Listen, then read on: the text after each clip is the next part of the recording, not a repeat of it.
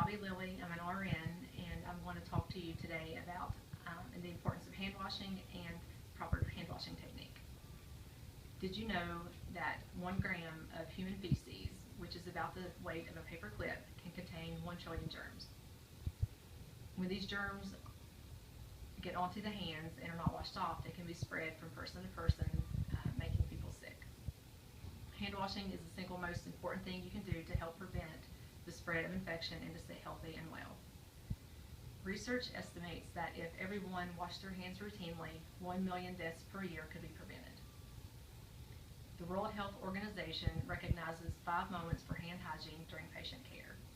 They are before patient contact, before performing aseptic procedures, after body fluid risk exposure, after patient contact, and after contact with the patient's surroundings. Some of you may believe that if you're wearing gloves during one of these 5 moments, then you do not need to wash your hands, and that is incorrect.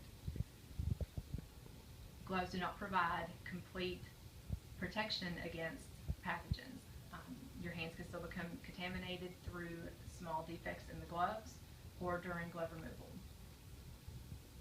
Proper hand hygiene remains the basic step to guarantee hand decontamination and should always be performed anytime gloves are removed, anytime after the 5 moments of hand hygiene, and anytime hands are visibly soiled. The CDC recommends hands be washed in a specific way to avoid getting sick and spreading infection. The 5 steps are wet, lather, scrub, rinse, and dry. Dana is going to help demonstrate the correct technique for each of these steps. First, you will want to get a paper towel ready in case you do not have access to a hands-free device. Then wet your hands with clean running water. The temperature doesn't matter, it can be warm or cold, and apply enough soap to thoroughly cover your hands. Lather your hands by rubbing them together with the soap. Be sure to lather the back of your hands, between your fingers, and under your nails. Next, scrub your hands for at least 20 seconds. A good way to keep your time is by humming the Happy Birthday song from beginning to end 2 times. Lathering and scrubbing hands creates friction, which helps lift dirt and microbes from the skin. Microbes are present on all surfaces of the hand and often found in higher concentration under the nails. After scrubbing, you will rinse your hands well under clean running water. The final step is to dry your hands using a clean towel or let them air dry. Germs can be transferred more easily to and from wet hands. Therefore, it is very important to dry your hands thoroughly after each washing. And thank you, Dana. Washing hands with soap and water is the best way to reduce the number of microbes on them. If soap and water are not available, you can use an alcohol-based hand sanitizer.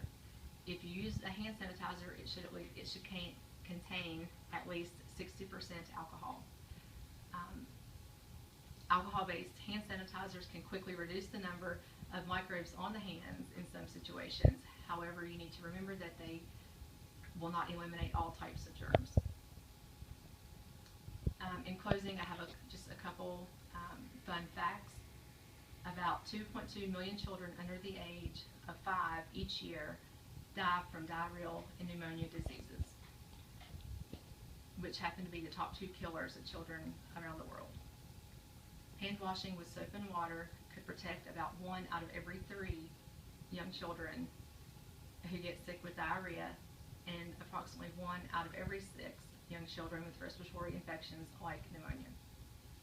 So do your part and remember, wet, lather, scrub, rinse, and dry.